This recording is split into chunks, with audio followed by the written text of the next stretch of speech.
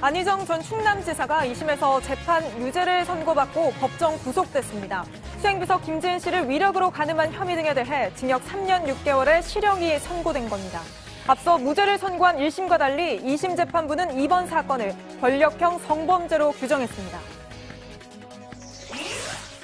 비건 미국 대북정책특별대표는 트럼프 대통령이 한국전쟁을 끝낼 준비가 돼 있다고 밝혔습니다.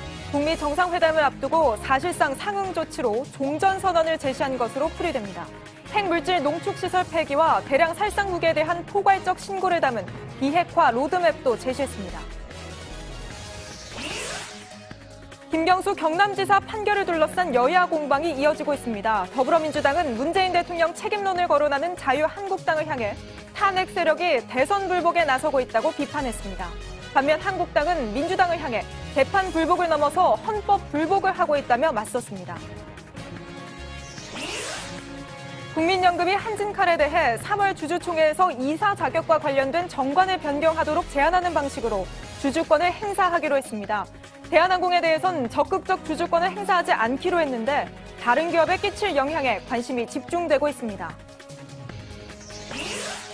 설 연휴를 앞두고 고속도로 대이동이 시작됐습니다. 전국 고속도로는 고향에 내려가거나 나들이를 떠나는 차량들로 벌써부터 북적이고 있습니다. 내일은 새벽부터 정체가 이어질 것으로 보입니다. JTBC 뉴스룸 지금 시작합니다.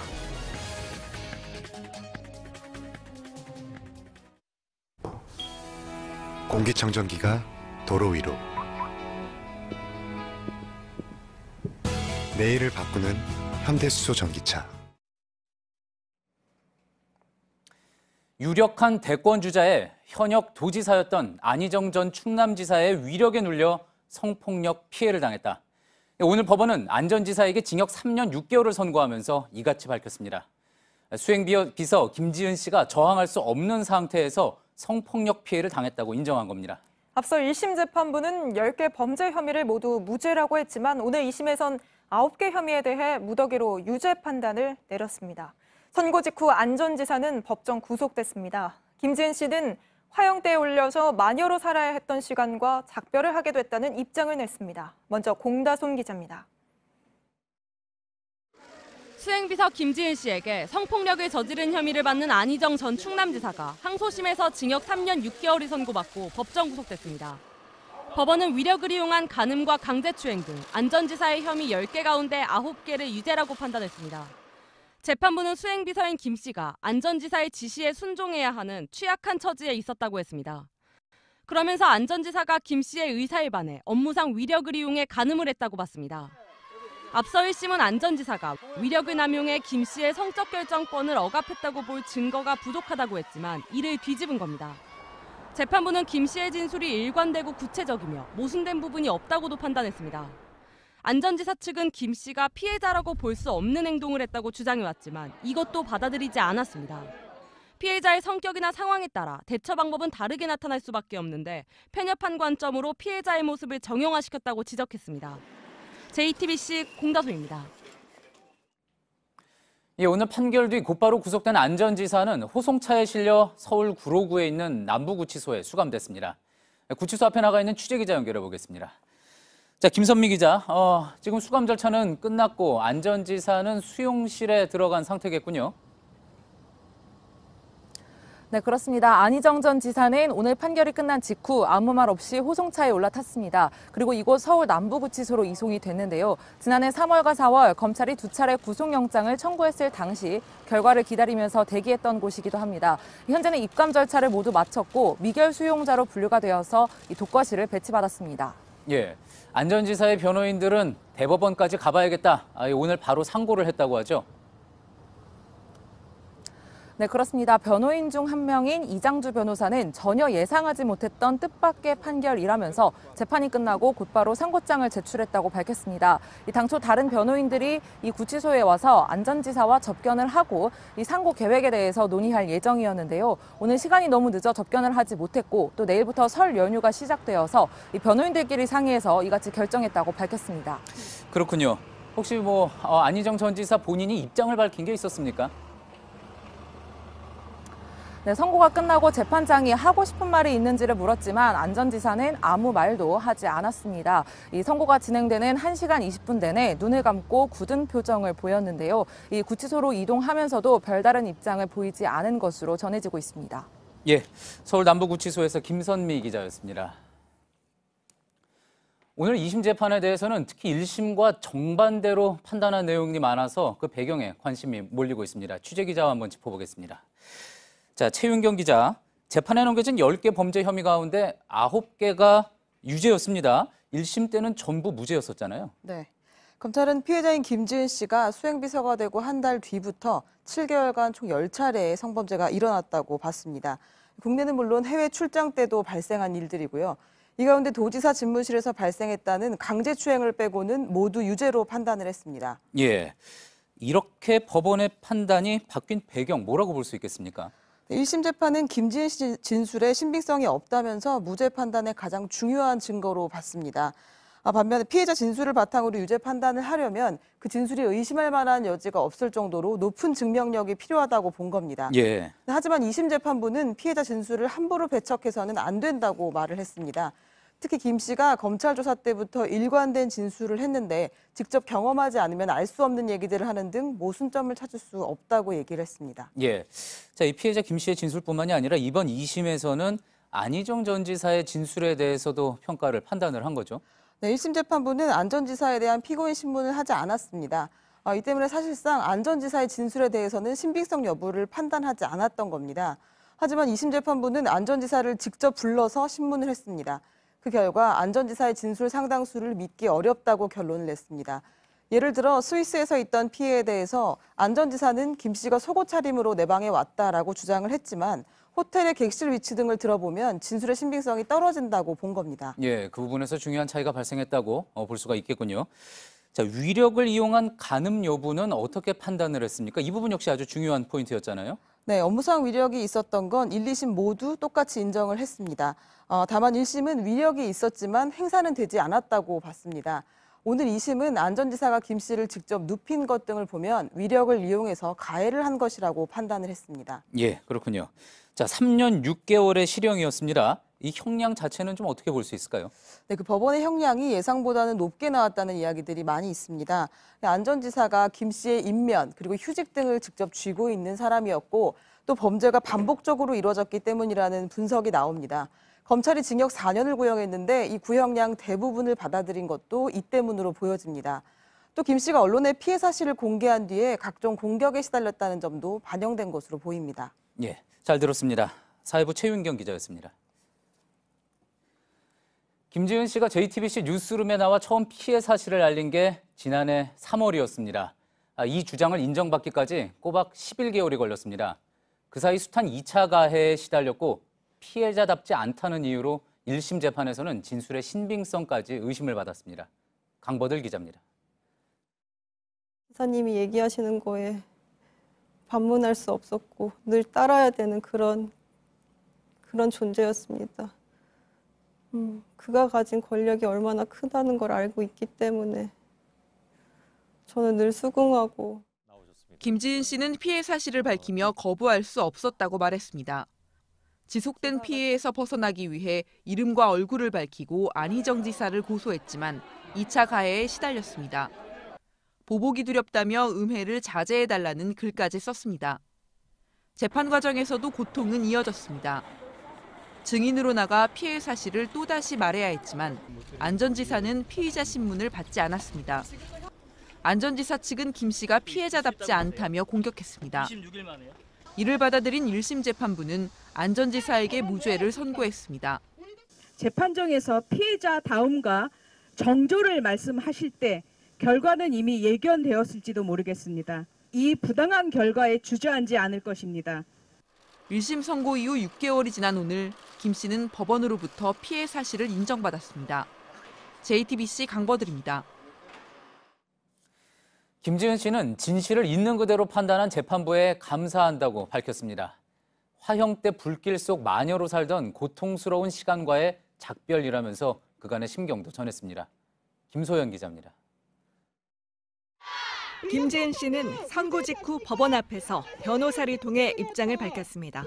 진실을 있는 그대로 판단해 주신 재판부께 진심으로 감사드립니다. 김 씨는 입장문에서 안희정과 분리된 세상에서 살게 됐다. 화형대에 올려져 불길 속 마녀로 살던 고통스러운 시간과의 작별이라고 소회를 밝혔습니다. 외면당했거나 말하지 못한 성폭력 피해자들에게 연대의 마음을 전한다고도 했습니다. 김지은 씨를 지원한 여성단체들은 위력과 성폭력의 특성을 적확히 파악한 의미 있는 판결이라고 평가했습니다. 동시에 위력이 존재했지만 행사되지 않았다며 무죄 판결을 한 1심 재판부를 비판했습니다. 피해자에 대한 심각한 2차 피해를 일으키고 수많은 여성들의 공분을 초래한 것에 대해 사법부가 겸허히 성찰할 것을 촉구한다. 또 피해자가 모든 것을 걸고 피해를 고발하지 않아도 보호받을 수 있어야 한다며 우리 사회의 변화도 촉구했습니다. JTBC 김소현입니다. 트럼프 대통령이 다음 주 초 2차 북미 정상회담의 날짜와 장소를 발표하겠다며 정상회담 개최에 쐐기를 박았습니다. 장소에 대해서는 대단한 비밀이라고 생각 안 한다. 대부분 어디인지 알 거다. 이렇게 이야기를 했는데 몇 시간 전 CNN이 정부 관계자를 인용해 베트남의 해안 도시 다낭이 될 거라고 지목했습니다. 한편 스티븐 비건 국무부 특별대표는 트럼프 대통령이 종전선언을 할 준비가 돼 있다고 밝혔습니다. 우리가 짠 로드맵대로 비핵화를 하면 종전선언을 줄 수 있다. 이 상응 조치의 한 카드로 제시한 겁니다. 비건 대표가 외부 강연을 한 샌프란시스코에서 정효식 특파원이 전합니다. President Trump is ready to end this war. It is over. It is done. We are not going to invade North Korea. We are not seeking to topple the North Korean regime. 비건 대북 정책 특별대표가 한국전 종전 선언을 할 준비가 됐다고 밝혔습니다. 트럼프 대통령이 개인적으로 종전 의지가 확고하다면서 한 발언입니다. 북한의 메시지를 전달할 외교의 개선도 필요하다며 연락사무소 개소 카드도 내보였습니다. 비핵화의 구체적인 절차도 제시했습니다. 먼저 핵물질 제조 시설을 해체하고 이어 핵미사일 신고, 마지막으로 비축 무기를 폐기하는 로드맵입니다. 그러면서 지난해 10월 폼페이오 장관 방북 때 김정은 위원장이 영변을 넘어 전체 플루토늄, 우라늄 시설 해체를 약속했다고 처음으로 공개했습니다. 김 위원장의 비공개 구두 약속까지 공개한 건 2차 정상회담에서 핵분열 물질과 무기의 생산 중단을 목표한 것으로 풀이됩니다. 상응 조치로 종전선언과 함께 국제사회를 통한 북한 인프라 재건도 강조했습니다. 비건은 외교가 실패할 경우를 대비해 비상대책도 마련하고 있다는 발언도 했습니다. 실무협상을 사흘 앞두고 인프라 재건 약속과 동시에 컨틴전시 플랜을 언급한 건 북한의 완전한 비핵화를 압박하는 의미라는 분석이 나옵니다. 팔로알토에서 JTBC 정효식입니다. 이렇게 트럼프 대통령의 발언으로 가시화된 비핵화 협상, 앞으로 어떻게 펼쳐질지 잠시 하나하나 짚어보겠습니다. 제일 먼저 모레 3일 이 비건 대북정책 특별대표가 서울을 방문합니다. 한미 간의 의견을 조율한 뒤 북한의 카운터파트죠. 김혁철 전 대사를 만날 걸로 보이는데 장소는 아마도 판문점이나 평양이 될 걸로 보입니다. 여기서 북미 2차 정상회담의 합의문 얼개가 나올 수도 있다는 분석입니다. 그리고 트럼프 대통령은 미국 시간으로 5일 예정된 국정연설에서 이 정상회담 날짜와 장소를 직접 공개하지 않겠느냐는 의견이 우세합니다. 아마도 그러면은 회담 실무팀은 둘째 주에 개최지, 앞서도 CNN에서 베트남 다낭이 유력하다고 보도했죠. 이 베트남 다낭 현장을 찾아서 의전과 경호 문제를 논의하게 될 겁니다. 그리고 이제 셋째 주, 양측이 회담을 최종적으로 준비를 한 뒤에는 드디어 마지막 주, 트럼프 대통령은 먼저 김정을 위원장을 만나고 또 이어서 중국 하이난으로 건너가 시진핑 주석과 만남을 이어갈 수 있습니다. 이렇게 숨가쁜 일정이 펼쳐질 운명의 2월, 바로 오늘부터 시작이 됐습니다.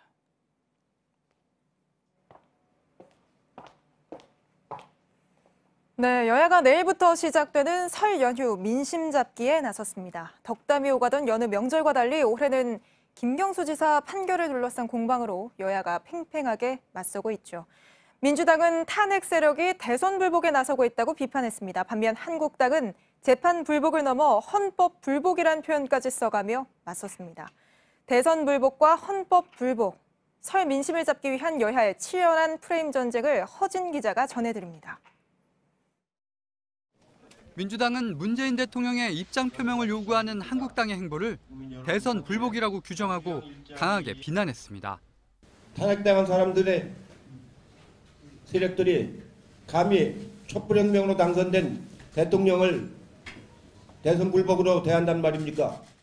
어제 한국당 소속의 여상규 국회 법사위원장이 문 대통령 수사를 사실상 촉구한 걸 비판한 겁니다. 반면 한국당은 민주당이 법원과 특정 판사를 공격하는 행보를 헌법 불복이라고 주장했습니다. 재판 불복을 넘어선 헌법 불복입니다. 자유민주주의와 헌법을 통째로 부정하는 것으로서 저희는 좌시할 수 없습니다. 한국당은 김명수 대법원장이 권력으로부터 사법부의 독립을 지키지 않으면 탄핵해야 할 대상이라고도 했습니다. JTBC 허진입니다. 법조계에서도 김경수 지사 1심 판결을 두고 여전히 뒷말이 많이 나오고 있습니다. 1심 판결문에 보인다 이런 표현이 68차례나 나온다며 지나치게 심증에 기대는 표현이 많다는 지적부터 증거 목록만 수십 쪽이라며 충분한 증거가 있다는 반론도 있습니다. 강현석 기자입니다. 댓글 심리 조작을 한다는 것을 알았던 것으로 보인다. 정보 보고를 보내며 댓글 작업 재개를 알렸다고 보인다. 김경수 지사의 1심 판결문 곳곳엔 보인다란 표현이 이어집니다. 등장 횟수만 68차례에 달합니다. 판사들이 쓰는 표현이긴 하지만 추정에 기댄 판단이 너무 많은 것 아니냐는 말이 나옵니다. 드루킹 김동원 씨는 고 노회찬 의원이 숨지지 않았다는 황당한 주장도 펼쳤는데 이런 김 씨의 여러 진술을 쉽게 인정했다는 지적도 나옵니다. 반론도 있습니다. 판결문에 담긴 수사 보고 등 증거 목록만 20쪽이라는 겁니다. 그냥 추정으로 판결한 게 아니라 충분한 증거가 있다는 주장입니다. 이런 가운데 김명수 대법원장도 입장을 내놨습니다. 개개의 법관에 대한 공격으로 나아가는 것은 법치주의 원리죠. 결코 적절하지 않다고 생각합니다. 김 대법원장까지 진화에 나섰지만 이번 판결을 둘러싼 논란은 쉽게 사그라들지 않는 모양새입니다. JTBC 강현석입니다. 논란의 당사자인 김경수 지사는 오늘 페이스북을 통해 옥중 메시지를 전했습니다. 자신의 판결이 드루킹 일당의 거짓 자백에 의존했다며 재판부 결정에 불복한다는 뜻을 분명히 했습니다. 민주당이 보복성 판결이라며 재판부를 정조준한 가운데 김 지사 역시 같은 의지를 드러내며 지지자를 결집하고 있다는 분석입니다. 김나한 기자입니다. 오늘 오전 김경수 경남도지사의 페이스북 계정에 명절 인사글이 올라왔습니다. 부인 김정순 씨가 대신 올린 옥중 편지였습니다. 김 지사는 지난 6개월간 완전히 새로운 경남을 만들 수 있었다는 인사를 한 뒤 곧바로 자신의 1심 판결을 언급했습니다. 재판 결과를 납득할 수 없다는 내용이었습니다. 재판 과정에서 밝혀진 진실은 외면한 채 특검의 물증 없는 주장과 드루킹 일당의 거짓 자백에 의존한 유죄 판결이며 항소심을 통해 1심 재판부가 외면한 진실을 반드시 다시 밝히겠다고 강조했습니다. 김 지사는 어제 자신을 접견온 민주당 의원들에게도 판결을 바로잡고 도정에 복귀하겠다는 뜻을 전했습니다. 주로 도정 공백에 대한 걱정, 도민에게 송구하다, 죄송하다라는 말을 계속 하더라고요. 김 지사가 옥중에서도 자신이 결백하다는 메시지를 이어가며 지지층을 독려하려 한다는 분석이 나옵니다. 김 지사는 도지사 사무실로 지지자들이 보내온 꽃다발 사진을 역시 페이스북 계정에 공유하기도 했습니다. JTBC 김나한입니다. 국민연금이 한진칼에 대해 적극적 주주권을 행사하기로 결정했습니다. 이 기업의 정관을 바꿔 횡령이나 배임을 한 이사를 퇴출시키겠다는 건데 지금 조양호 회장이 이 혐의로 재판을 받고 있습니다. 실제 정관이 바뀔 수 있을지는 3월 주총에서 표대결을 봐야 할 것 같습니다. 먼저 이상화 기자의 보도입니다. 국민연금은 조양호 회장 일가의 일탈 행위로 한진칼과 대한항공의 주주 가치가 크게 훼손됐다고 봤습니다. 오늘 오전 열린 기금운용위원회에선 조 회장 해임안 제출이나 새로운 사회이사 선임 제안 등 어느 수준까지 주주권을 행사할지 논의했습니다. 결론은 갈렸습니다. 우선 한진칼에 대해선 정관 변경을 제한하는 방식으로 경영에 관여하기로 했습니다. 이사가 회사나 자회사와 관련된 배임 횡령으로 금고 이상의 형이 확정되면 물러나도록 하는 내용입니다. 대신 추가적인 이사 해임이나 사회이사 추천은 않기로 했습니다. 당장 조 회장이 횡령, 배임 혐의로 재판에 회부돼 있습니다. 이 때문에 3월 주총에서 표대결이 불가피해 보입니다. 정관 변경은 주주 3분의 2 이상의 동의가 필요합니다. 대한항공에 대해선 아예 적극적 주주권 행사를 배제했습니다. 자본시장법에 따라 경영에 참여하려면 단기 매매 차익을 반환해야 하는 10% 규정이 발목을 잡았습니다. 스튜어드십 코드를 운영하는 가장 근본적인 목적이 국민연금 기금의 수익성이기 때문에 염두에 두지 않을 수 없었고요. 한진그룹은 법 절차에 따라 이사회에서 논의하겠다고 밝혔습니다. JTBC 이상화입니다. 예, 보신 것처럼 국민연금이 한진칼에 대해 주주권을 행사하기로 하면서 구체적인 내용 뭔지 또 어떤 배경이 있을지 궁금증도 많습니다. 경제산업부 이세누리 기자와 하나하나 짚어보겠습니다. 자, 이 기자, 한진칼, 시청자분들 중엔 좀 낯선 분들도 있을 텐데 일단 대한항공의 지주회사 아닙니까? 자, 이 회사의 경영에 참여하겠다고 하면서 제한적이라는 말을 썼습니다. 이게 어떤 의미일까요? 이 주주권 행사도 성격에 따라 단순 행사인지 적극적인 경영 참여인지로 갈립니다. 단순히 주총에 올라온 안건에 찬성 반대 의견을 표시하는 건 이건 경영 참여는 아닙니다. 보다 적극적으로 임원을 물러나게 하거나 새로운 이사를 뽑는 것, 또 회사 정관을 바꾸는 게 경영 참여형 주주권 행사입니다. 국민연금은 일단 경영 참여를 하겠다고 결정했습니다. 다만 이사 해임이나 추천은 하지 않고 정관 변경만 하겠다고 선을 그었습니다. 그래서 제한적인 경영 참여라는 말이 나온 겁니다. 오늘 위원들 간의 격론이 벌어졌는데 결국에 일종의 중재안이 채택된 것으로 봐야겠습니다. 예, 자, 한진그룹에서 대표적인 회사라고 하면은 대한항공입니다. 그럼 많은 시청자분들이 대한항공에도 좀 적극적인 주주권 행사를 하지 왜 한진칼에만 할까? 대한항공에는 하지 않는 것일까? 궁금해하실 것도 같네요. 예, 자본시장법에 나오는 10% 룰에 발목이 잡혔습니다. 지분이 10%를 넘어가는 상황에서 경영 참여를 할 경우에 짧은 기간 주식 거래로 얻은 차익은 도로 내놔야 한다는 조항입니다. 내부 정보로 부당하게 이득을 얻지 못하게 한 것이죠. 국민연금이 가진 대한항공 지분은 11.7%로 10%를 넘습니다. 국민 노후자금 굴리는 국민연금으로선 수익도 중요하기 때문에 결국 참여하지 않기로 한 겁니다. 예, 내부 정보를 가지고 단기 매매를 할 수 있으니까 그런 것을 방지하기 위한 규정인 거겠군요. 자, 이제 관심은 다음 달 23일이라고 했죠. 한진칼의 주총으로 쏠리게 됐습니다. 이제 표대결로 정관을 바꾸느냐 마느냐 결정을 하게 될 텐데 표대결 전망은 어떻습니까? 이 국민연금은 한진칼의 3대 주주입니다. 여기에 한진 오너일가에 대항하고 나선 2대 주주 KCGI, 이른바 강성부 펀드가 가세하면 총 18%가량 확보됩니다. 오너일가의 지분은 약 29%입니다. 이 지분만 보자면 오너일가가 유리한 입장에 있는 걸로 보입니다. 관건은 나머지 기관 투자가와 외국인이 어느 쪽에 손을 들어줄지입니다. 강성부 펀드는 현재 새 이사까지 추천해놨습니다. 국민연금이 여기에 찬성할 경우 예상보다 넓은 범위의 경영 참여가 가능해질 수도 있습니다.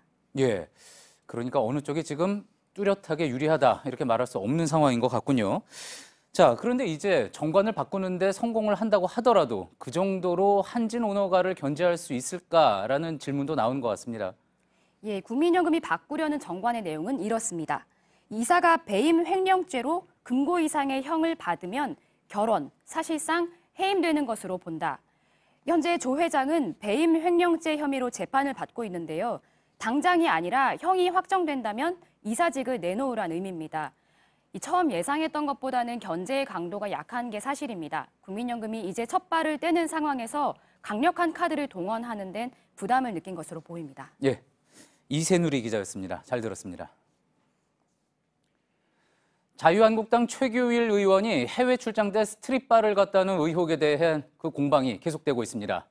당시 일행을 안내한 현지 가이드가 해당 스트릿바의 상호까지 공개하자 최 의원은 스트릿바로 안내해달라고 한 적이 없다고 반박했습니다. 그러면서 의혹을 폭로한 가이드가 여당의 지지자라고 주장했습니다. 이서준 기자입니다.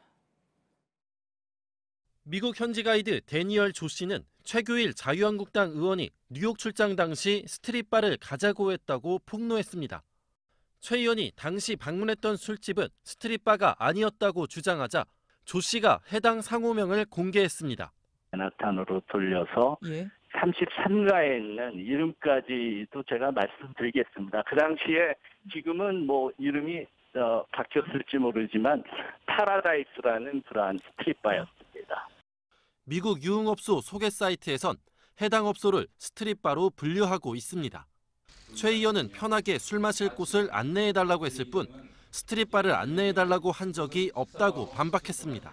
누구도 완전히 옷을 다 벗고 춤을 춘 사람은 없었고 무의들이 우리 테이블에도 오지 않았으며 옷을 벗고 완전히 나체로 춤을 추는 것은 누구도 보지 못했습니다.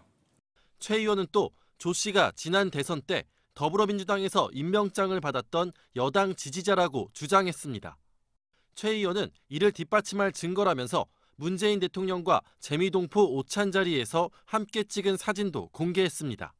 JTBC 이서준입니다.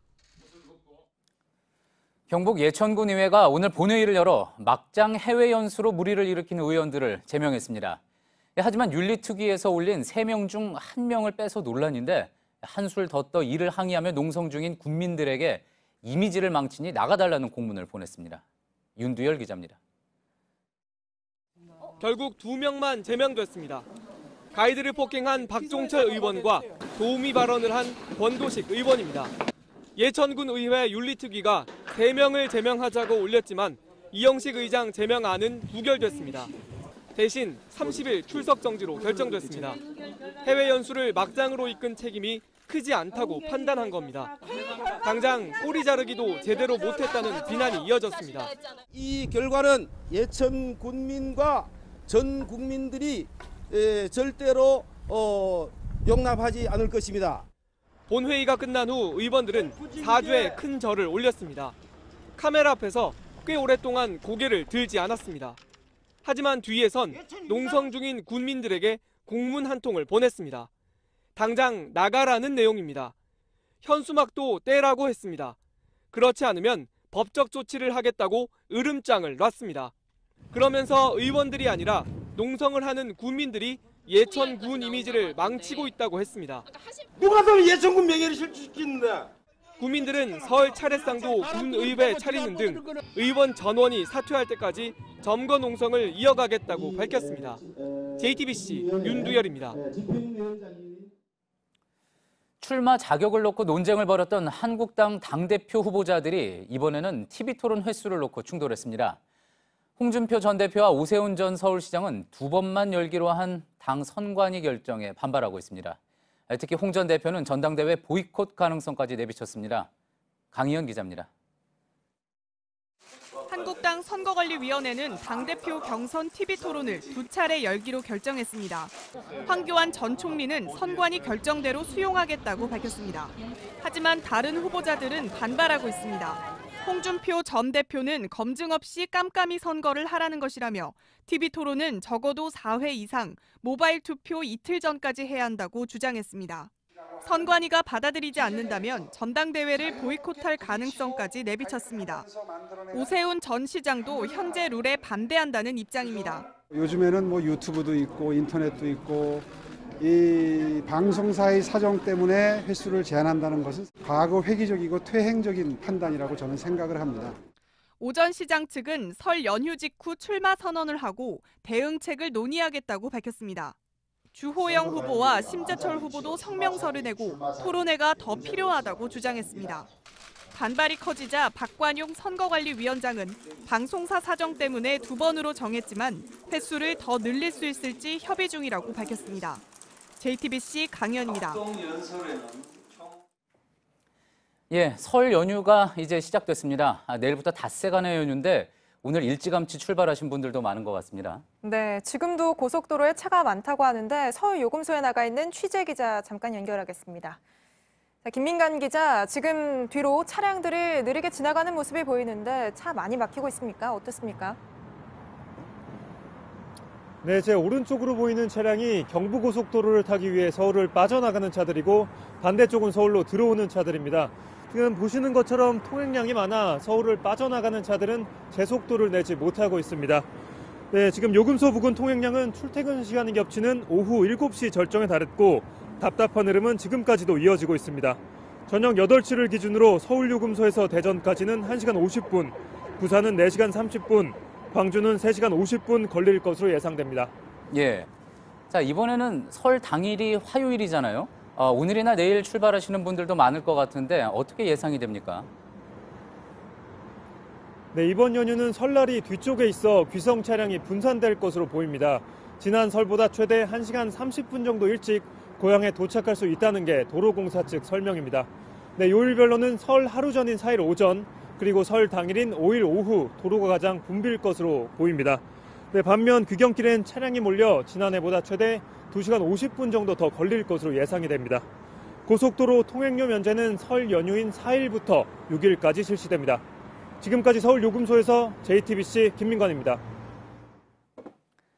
예, 올해 설 연휴는 춥지는 않겠지만 모레 전국에 겨울비치고는 꽤 많은 비가 내릴 걸로 보입니다.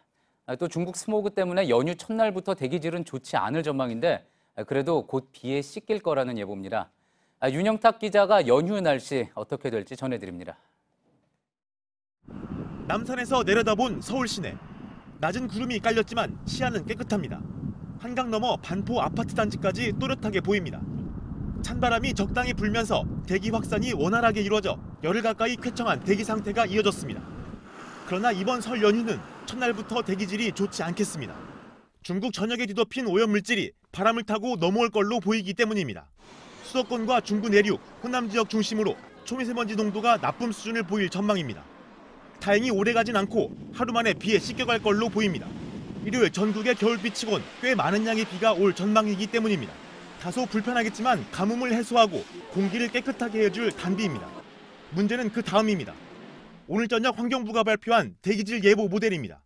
일요일 새벽부터 중국을 뒤덮은 오염물질이 밤부터 붉은 띠 모양으로 우리나라에 넘어옵니다. 초미세먼지 수치가 오를 가능성이 높은데 바람이 얼마나 불어 오염물질을 흩어낼지가 변수가 될 전망입니다. 설 당일만 반짝 추위가 예보돼 있을 뿐 대체로 맑고 포근할 걸로 보입니다. JTBC 윤영탁입니다.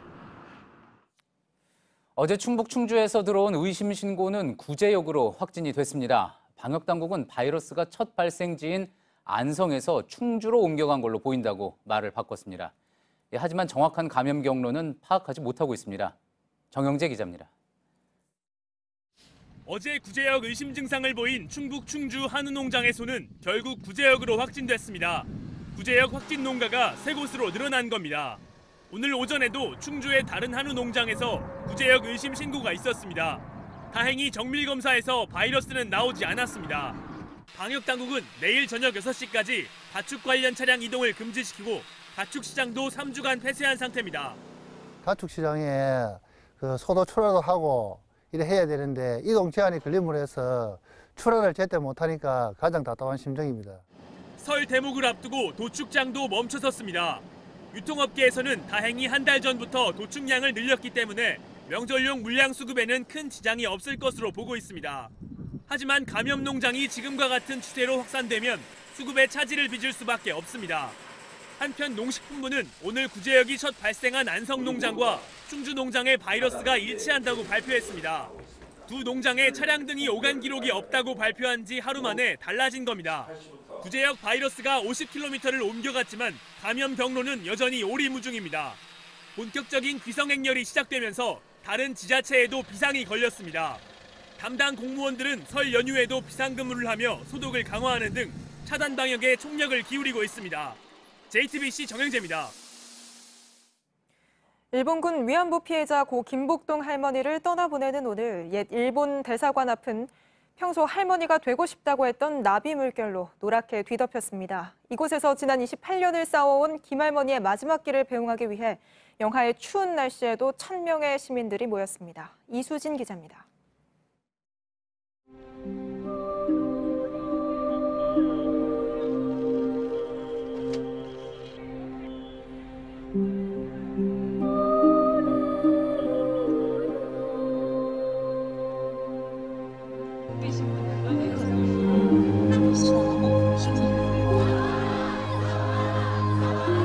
할머니들 앞에 사죄를 하라.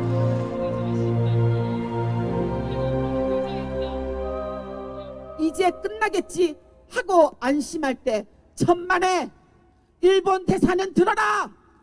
라고 했던 그 김복동 할머니의 목소리를 외쳐 주셨으면 고맙겠습니다. 가정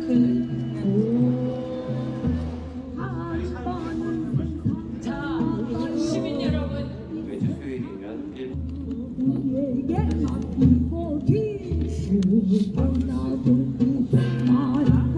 잘 가세요.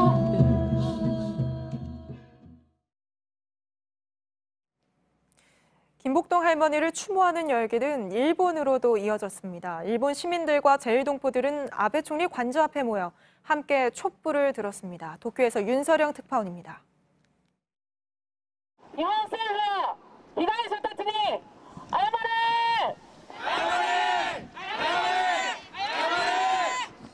김복동 할머니를 기억하는 일본 시민들과 제1동포들이 함께 촛불을 들었습니다. 위안부 피해자 할머니를 상징하는 나비 모양의 팻말도 들고 나왔습니다. 참석자들은 할머니가 일본 정부에 맞서 싸웠던 지난 25년간의 발자취를 함께 기억했습니다. 生まれるちょっと前からそういう活動をされていて、特に青春の時代をめちゃくちゃにされたのにもかかわらず、未だにこうして 눈시울을 붉히는 이들도 있습니다. 아베 총리가 머무는 총리관저 바로 앞에서 김복동 할머니를 추모하는 집회는 1시간 이상 계속됐습니다. 김복동 할머니는 어려운 처지에 놓인 제1동포들에게도 용기를 줬습니다. 학생들을 위한 장학기금을 만들고 조선학교가 태풍 피해를 입자 지원도 아끼지 않았습니다. 정말 조선 사람으로서 떳떳이 살아라라는 그런 중요하고 강하고 정말 귀중한 그런 증언을 해주시고 자신도 위안부 피해자였으면서 동포의 어려움을 외면하지 않은 인권 투사였습니다. 도쿄에서 JTBC 윤서령입니다. 서울 강남에 있는 클럽 버닝썬에서 벌어진 폭행 사건을 놓고 논란이 계속되고 있습니다. 자신이 피해자라고 주장하는 김모 씨는 여성 손님을 도우려다 억울한 일을 당했다는 입장이죠. 하지만 해당 여성은 저희 취재진을 만나서 김 씨의 말은 사실이 아니라며 김 씨가 자신을 성추행했다고 주장했습니다. 신아람 기자입니다. 클럽 버닝썬에서 폭행 사건이 벌어진 날 촬영된 내부 CCTV 영상입니다. 춤을 추는 여성 손님 A씨 뒤로 한 남성이 앉아 있습니다. 물병으로 찌르는 듯 하더니 자리를 옮기자 뒷조차가 가까이 다가섭니다. 이 남성이 A씨를 따라다니는 듯한 장면은 여러 번 나옵니다. 계속 기웃기웃 거리다가 이렇게 뒤에서 저를 이렇게 잡았어. 허리 그냥 이쪽. 그래가지고 놀래가지고 이렇게 바로 격리시킨 거를. A씨 일행이 남성을 밀어내면서 몸싸움이 시작됐습니다. 경찰은 이 남성이 클럽 직원으로부터 맞았다는 김모 씨인 것으로 보고 있습니다. A씨는 김 씨가 자신을 성추행했다며 고소했고 김 씨는 오늘 경찰에 출석해 7시간가량 조사를 받았습니다. 성추행 혐의 인정하십니까? 네? 다시 한 번만 말씀. 인정합니다. 경찰은 또 클럽 직원들이 김 씨를 때린 혐의, 이 과정에서 출동한 경찰의 과잉 진압 논란과 함께 클럽에서 마약 투약이 이뤄졌다는 의혹 등에 대해서도 합동조사단을 꾸려 수사하고 있습니다. JTBC 신아람입니다. 대한항공 여객기로 해외에서 산 명품 가방 등을 몰래 들여온 혐의를 받는 한진그룹 총수 일가가 재판에 넘겨졌습니다. 검찰은 조양호 한진그룹 회장의 부인 이명희 전 이루재단 이사장과 장녀 조현아 전 대한항공 부사장을 관세법 위반 혐의로 불구속 기소했습니다. 이 전 이사장은 해외 지사를 통해 사들인 3,700만 원 상당의 도자기 등을 들여온 혐의를, 조 전 부사장은 해외 인터넷 쇼핑몰에서 구입한 9천만 원 상당의 의류 등을 반입한 혐의를 받고 있습니다. 백화점 명품관에 들어온 한 여성이 직원 감시가 소홀한 틈을 타 진열된 가방을 들고 나갑니다. 경찰은 서울과 부산 일대 백화점에서 8차례에 걸쳐 1억 원 상당의 명품 가방 등을 훔친 혐의로 33살 서모 씨를 구속했습니다. 서 씨는 일부 명품관에 도난 방지 장치가 없다는 점을 노리고 범행을 저지른 것으로 조사됐습니다. 민주노총은 정부가 최저임금 산입범위 확대와 탄력근로제 확대 적용 등을 강행할 경우 2월 말 총파업에 나서겠다고 밝혔습니다. 또 오는 11일부터 선전전과 지역별 거점 농성을 벌이고 이달 중순에는 결의대회를 열겠다고 예고했습니다.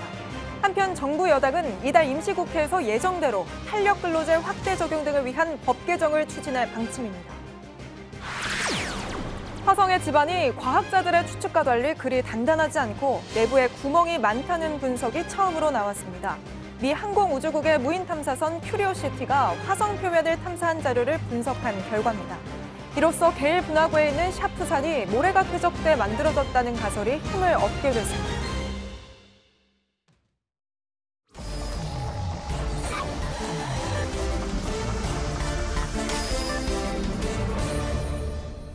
예, 비하인드 뉴스 안지연 기자 나와 있습니다.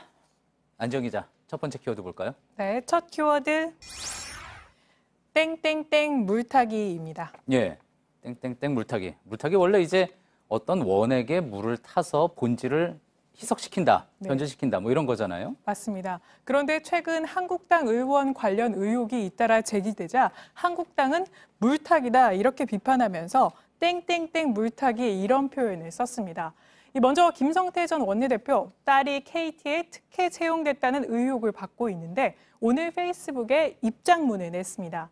입장문 내용을 한번 보시면 문재인 정권은 이렇게 전형적인 언론 플레이, 정치적으로 기획된 공작 수사를 즉각 중단하라 이렇게 얘기하면서 자신은 메일을 통해서 보시는 것처럼 서류 전형 합격 통보를 받았다, 분명하게 기억하고 있다 이렇게 주장했습니다. 예.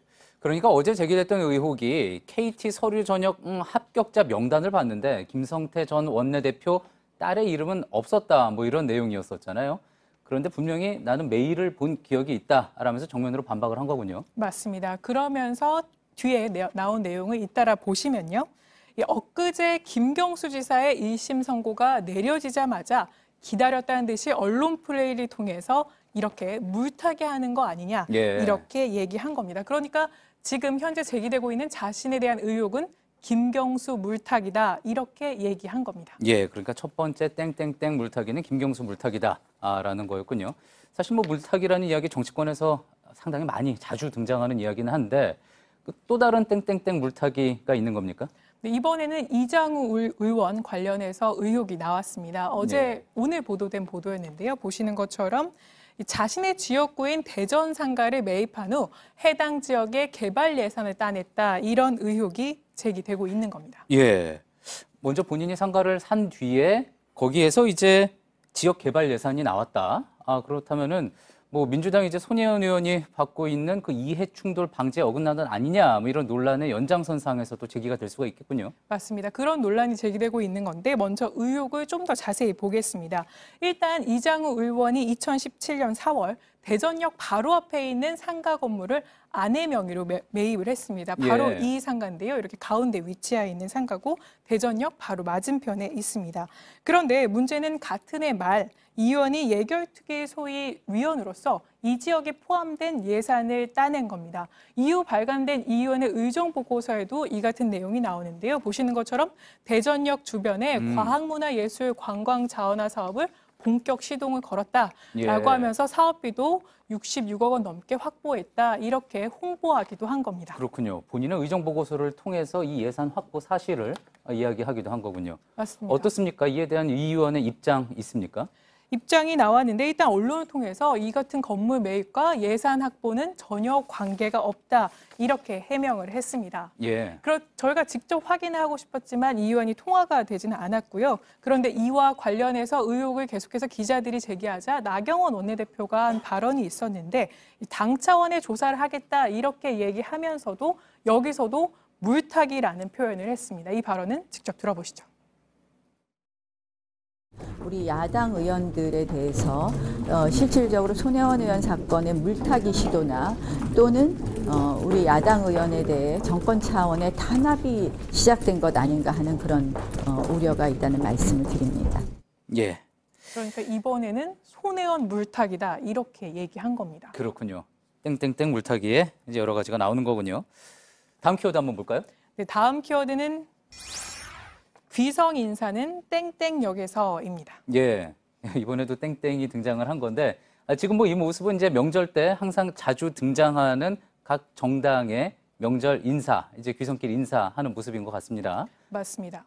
대부분 이제 서울역에서 하는 귀성 인사를 생각하기 마련인데요. 그런데 이번 설을 앞두고는 역이 조금씩 달랐습니다. 먼저 민주당은 지난 추석 때와 달리 이번에는 용산역으로 갔습니다. 예. 이 용산역은 호남선의 출발역이죠.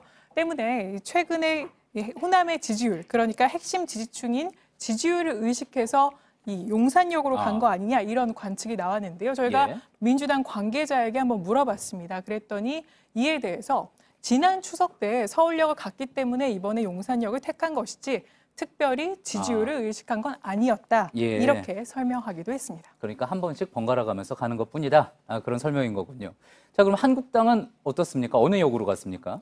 네, 한국당은 경부선의 출발역인 서울역으로 갔습니다. 예. 그래서 한국당 관계자에게도 저희가 물어봤는데요. 왜 서울역을 택했냐라고 했더니 한국당도 관례대로 서울역을 선택한 것이다. 이렇게 설명하면서도 그런데 용산역을 가면 반응이 별로다. 이런 말을 덧붙이기도 했습니다. 어떤 이야기인지 알 것 같습니다. 네. 예. 지난 2017년 추석을 앞두고 한국당 일부 의원들이 이 용산역을 찾은 바 있었는데요. 당시 전술핵 재배치를 홍보하기 위해서 간 거였는데 일부 시민의 반발을 받은 바 있었습니다. 이 부분은 영상으로 확인해 보시죠. 예.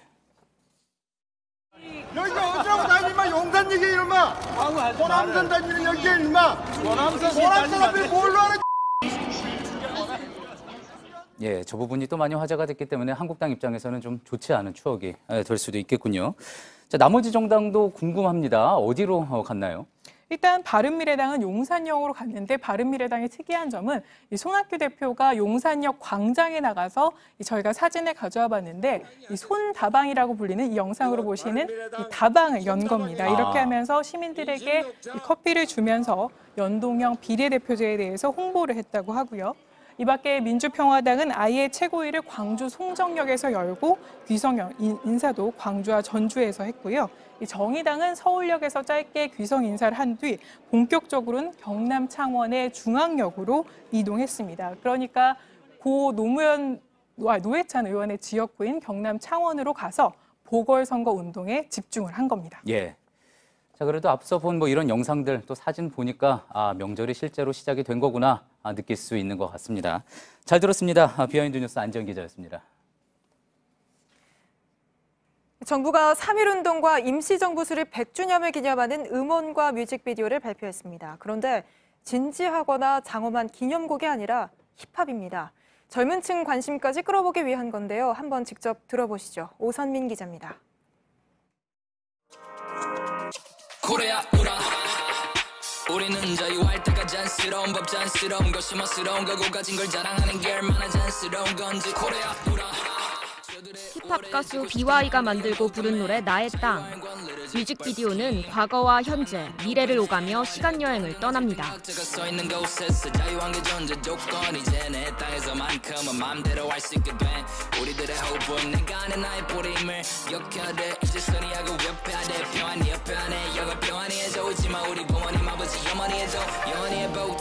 역사적인 순간과 순국 선열들에 대한 상징이 영상 곳곳에 등장합니다. 상에서부터 서울 종로 한복판에서 한반도 우리 100년의 역사는 저들의 아니 우리 열사들의 빗자국이 감동 한세기의 외침에 지금을 창조 앞으로의 100년을 향한 안보 너와 내가 우리가 돼야만 완고해지겠지 투쟁 안에서 평화만을 낭도 우리 만들어내는 힘만 있을 뿐 저들처럼 파괴하지 않아 우리가 자유하고 평화로운 것이 우리의 영원한 바람이잖아 이건 저들에 대한 아니 안에 우리를 과거의 상처에 우리들의 만세는 복수가 아닌 다가올 내일의 천국을 향한 거니까 JTBC 오선민입니다.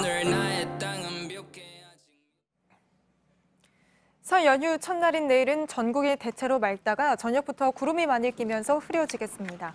서울 아침 기온 영하 2도, 낮 최고 기온 7도로 평년보다 높아서 포근하겠는데요. 중국에서 스모그가 바람을 타고 넘어오면서 수도권과 중부 내륙, 호남 지역은 초미세먼지가 나쁨 수준을 보일 전망입니다. 하지만 모레 전국에 비가 내리면서 대기질은 다시 좋아질 걸로 보입니다. 예, 오늘 뉴스가 끝난 뒤에는 소셜 라이브 프라이데이가 이어집니다. 입시 비리 의혹에 학생들에 대한 폭력 의혹까지 휘말린 연세대 아이스하키 팀 관련 보도 저희가 잇따라 전해드렸는데요. 취재한 기자들과 이야기 나눠보겠습니다. 네, 저희가 준비한 소식은 여기까지입니다. 시청해주신 여러분 감사합니다.